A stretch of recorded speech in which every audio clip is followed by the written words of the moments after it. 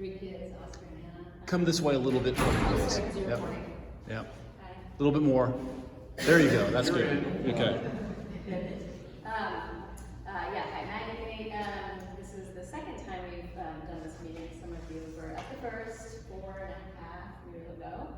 Obviously, this project has taken a little bit longer than we anticipated, but you know, silver lining, it would have been tough to make it through the pandemic, and really, it's been nice to have the extra time in Savannah and in this neighborhood, because we've sort of been able to see maybe how we could make the project even better suited to the neighborhood as it develops.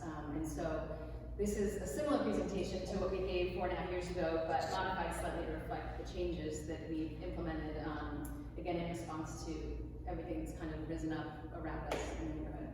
I'm sorry, I'm relatively new, so I don't know what your project is. Oh, I'm so sorry. Okay. I know. So Starland Dairy. So this is the Starland Dairy.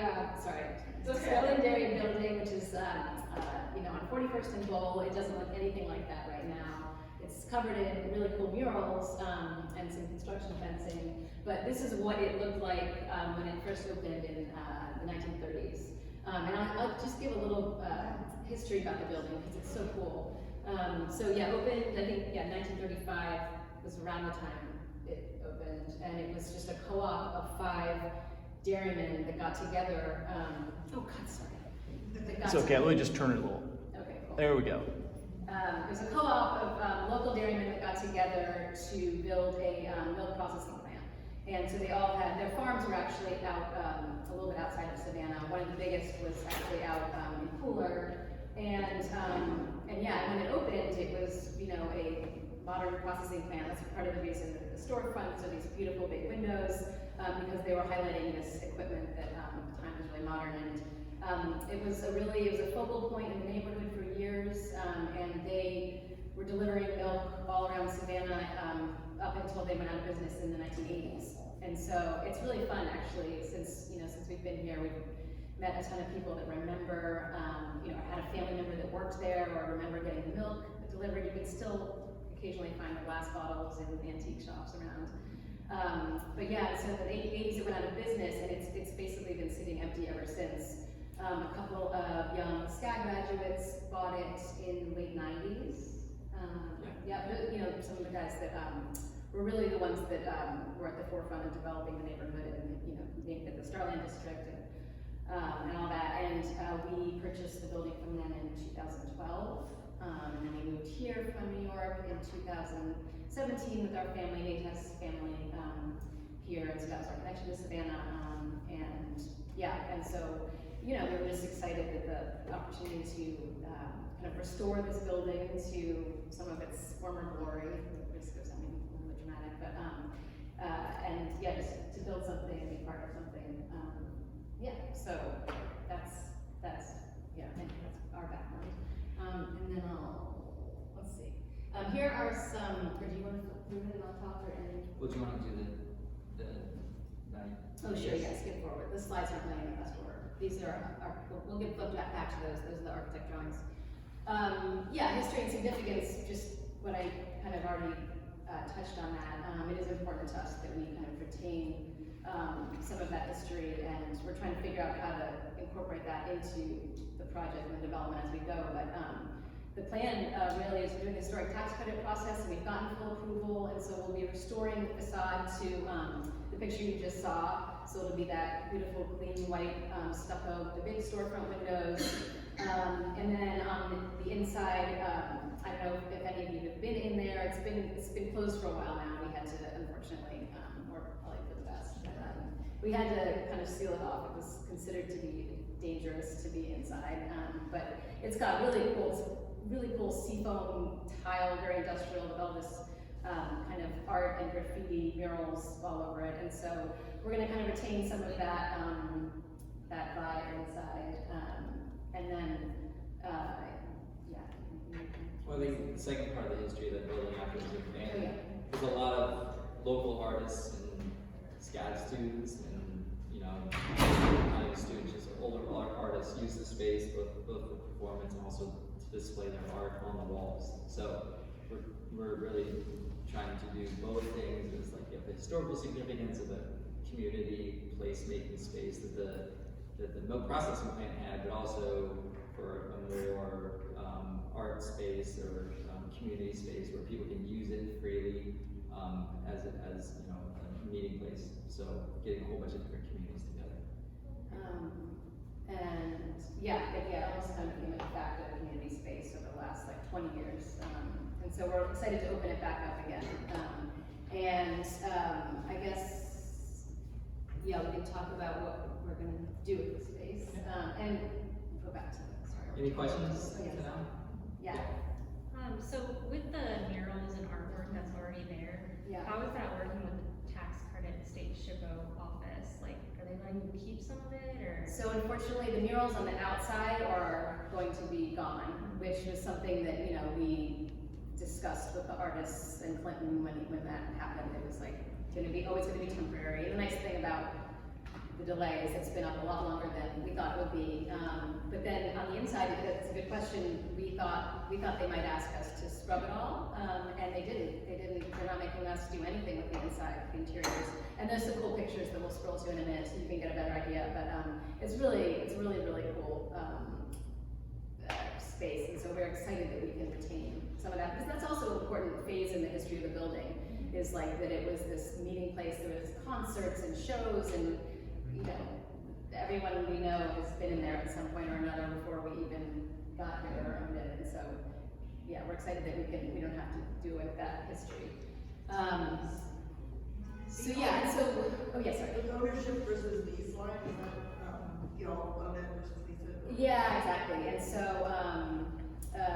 so let me scroll back so you can see. Oh, why is it not there? Come on. Yeah, so basically we're not changing. I'm just going to try to scroll to the architecture drawings.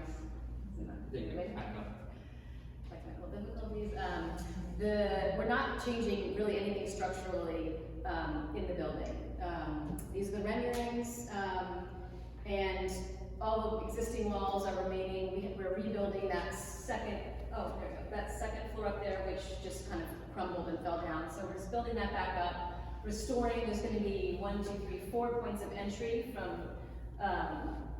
3 different streets along DeSoto and 41st and Gold. So all those storefronts are being restored, and then the courtyard is remaining open and open air. So the upper elevation is 41st Street, the lower elevation is Bull Street, correct? Correct. Yeah, Okay. exactly. Yeah, that was the original entryway. This is 41st, and then DeSoto would be back there. And so, yeah, that was the other thing with SHPO. We weren't sure if we were going to have to put a roof on it, but we're able to keep it open, which is great because it's like a really great, it'll be communal seating for these businesses. And so the idea is on the second floor, we're going to do an 8-room inn, just a small kind of design-focused, low amenities, but just a place kind of off the beaten path from downtown. And that will have a little inn bar associated with it, and we'll scroll through it so you can see some of the rest of the presentation. Is kind of like a glorified mood board, but just showing you our ideas and our aesthetic and what we hope to accomplish. So that's the second floor, and then the first floor will have the communal seating, and then one of the things that we've shifted away from our original ideas is we're doing less food and beverage. And there was if you recall, there was a bookstore in the original plans, and we've kind of expanded the footprint of the bookstore, which I'm really excited about, because I think it'll be hopefully a great addition to the neighborhood. And then we've shrunk in the food and bev options, and it's just going to be a restaurant and some ice cream.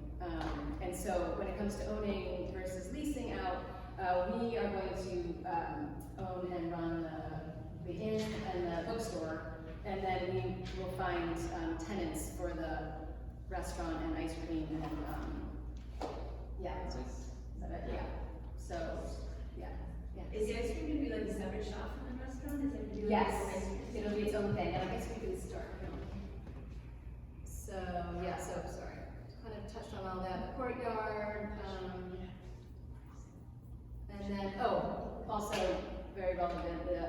So when we came in front of the community 4.5 years ago, what do you want to talk about? No, you're doing a great job.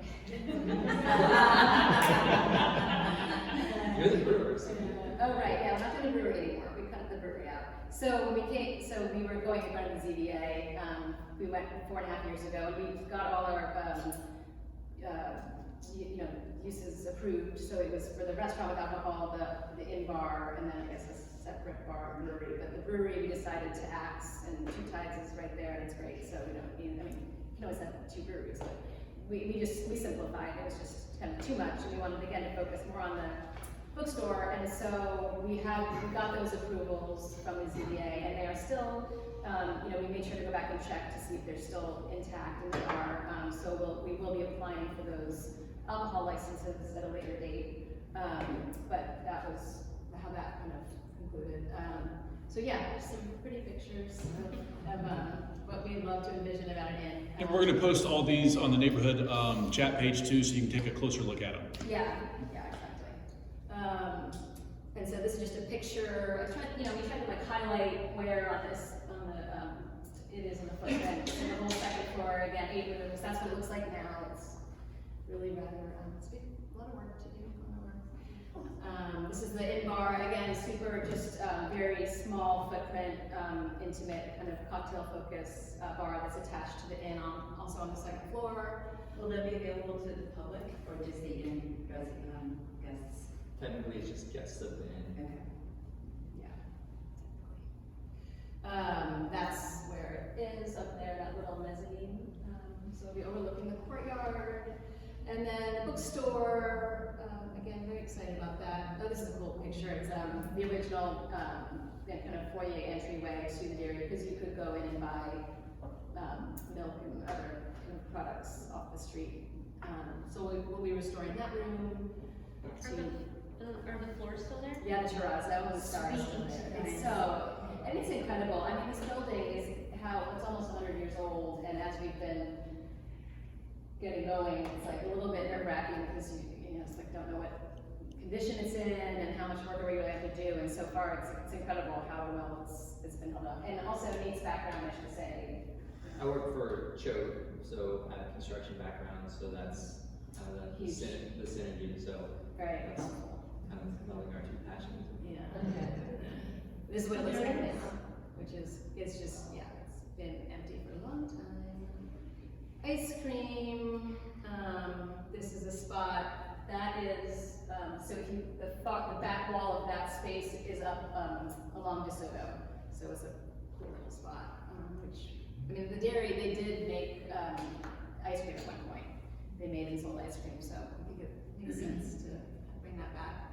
This, I just looked at the Instagram accounts for all of our favorite restaurants and cut and pasted, because and as for food, we just want something that is yummy and casual and I don't know, good. And it is important that we because since it's a one big space, it's important that we find partners that share in our ideas and like-minded, whatever. So we'll see if we know anyone. Do you anticipate that to be a breakfast, lunch, and dinner? Or? That's a great question, and I personally would love for it to be open. That's the hope. During the day. It's not just dinner. Yeah. The question of that breakfast remains to be determined. Yeah. But we envision this being a place that is open all day. So. Do you anticipate making all of these decisions just between the 2 of you, or do you plan to establish a board to help? That's a good question. I don't think we've been asked that before. So right now we're just the 2 owners. We have a tremendous amount of friends that we've made in the neighborhood that we bounce a lot of ideas off of, and we're always open to talking about ideas, because you can see it's a work in progress, and we've made changes as the neighborhood has changed, and we've changed with it. So Go ahead. When do you think you'll be able to deliver on the spaces? What is your, have you applied for permits to start the work, or, So, yeah, we've got our permits. Okay. We've started, as you see, we've opened up some steel to look at the probes, to see how much work we had ahead of us. Yeah. We're in a historic tax credit program that has a sunset, so we have a deadline to finishing some of the spaces. But as far as like our hopes and dreams of opening at a certain time, we're kind of leaving it open-ended because, you know, the construction is a big bear right now, so. Will you do the, end first and then the retail, or the retail first and then the end, or at the same time? Ideally at the same time. And how many rooms are in the end? The 8 by zoning, that's where it is. Stop. Yeah. When will your tax credits end? So, the sunset to finishing the building, or to finishing a portion of the building is next summer. So about a year from now. Yeah, so we need a TCO for, Yeah. and we envision the bookstore will be what we'll go for. Yeah, and at that point, it's like, it's a TCO, but again, I don't know if we'll be prepared to open because we're new to all this in a lot of ways, so we're still learning as we go, so. Yeah. But that's when. So next summer. Yeah. Yes. Yeah. But, you know, here we are in 5 years. Yeah. Hopefully. The rest, yeah, a big space, lots of plants. There's gonna be sort of, a walkway up on the mezzanine level that, will, again, overlook the courtyard, and then that little space is like a little rooftop, garden area. And yeah, that's the space. That's actually an old picture, but it's pretty much looks like that now. So you can see it's just super industrial and has lots of rooms. Do you have any plans to allow like community events there like you had in the past? Yes, absolutely. I mean, we don't have specific ideas about programming, but like we absolutely envision it as being open and hopefully have that. And actually, the current version has even a space carved out that is sort of open right now. Yeah, kind of open-ended. Yeah. I mean, great places to do concerts there, we have a cookie baking contest there, you know, just stuff like that. And you see there's multiple entrances into the space, so, you know, it's a place where people can just be. Yeah. And that's what I love so much about before they shut it down. Just all different types of things in the community going on there. Yeah. Yeah, absolutely. And we were, I mean, the fire department, you know, was like, yeah. So, you know, it was for the best because it was not, we should not have been. Yeah. But, so that's been a bummer that it's been closed off, but we're really excited to, you know, bring it back. And it's exciting how much the building, I think, means to people and how much that history, you know, people that have been in it. And so we definitely want to like honor that and are very excited and do care a lot about the building and the neighborhood. Hey, my question was more, since you're showing that view, you didn't show the elevation, but I guess what kind of interface would it have or entrance off DeSoto, or is that the back door, if you will? You're right, we did put that element. We did, here. Oh, it's there. Yeah. Okay. So this, well, you need to remember that. We have great questions about SHPO and Yeah. historic preservation, so they determined that those were two entrances at one point in time where horse-drawn carriages came in, picked up their bottled milk, and then left out the 41st or vice versa. Yeah. So there'll be you see the opening on the left is a man door with also a roll-up door, and the opening on the right is more fixed to mimic a roll-up door, like a garage door. Great. Full glass?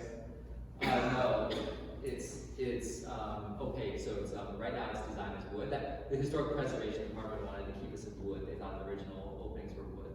So, there's a lot of glass in the front and the side, but not so much in the back. Even with the historic preservation saying keeping it full wood, how long do you think it is the wood before it start rotting anyway?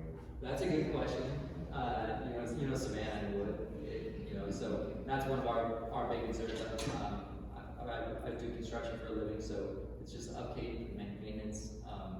And one of the thing I wanted to mention is we live on 51st Street and we're operating the businesses, so we're gonna be there. So we're not gonna be some people that are just, opening a building and leasing out and you won't see, you'll see us a lot. You'll see us walking around the neighborhood now, riding our bikes around the neighborhood, so So to your question, we're gonna be there a lot, and so that it's a pride of ours to make sure the building still looks good after we open. We looking forward to it, actually, we always look forward to new businesses coming in. We just wanna make sure that the life for everybody is maintained. And we just wanna have a good time and a good community. Absolutely. All right, we do have another presentation we're trying to fit in. No, don't worry about it. But we are going to have this online, so there will be more opportunity for question and answer there. But we need to go ahead and, is there any, like maybe one more question right now? Anyone? Just real quick, do you envision this being mostly for local people? Will people be walking to the space, riding bikes to the space, driving to the space? And if they are driving to the space, where the heck are they gonna park? Really good at about the parking. And for us, it's about the community, so hopefully everyone's walking to the space and riding their bikes to the space. We'll have far more than the code requires as far as bicycle walking spaces, even on the sidewalk, and we'll work with Sean Grant with the city to make sure that we can have as much bicycle parking spaces as possible. As far as the parking side, the city did determine that we didn't need additional parking, so there are no parking requirements that we have to make. What we'd like to do is make it as extremely walkable and bikeable as possible, because we understand that neighborhood's concerns and also its concerns. All right, further questions can go online. We need to switch over to our next presentation. Thank you very much.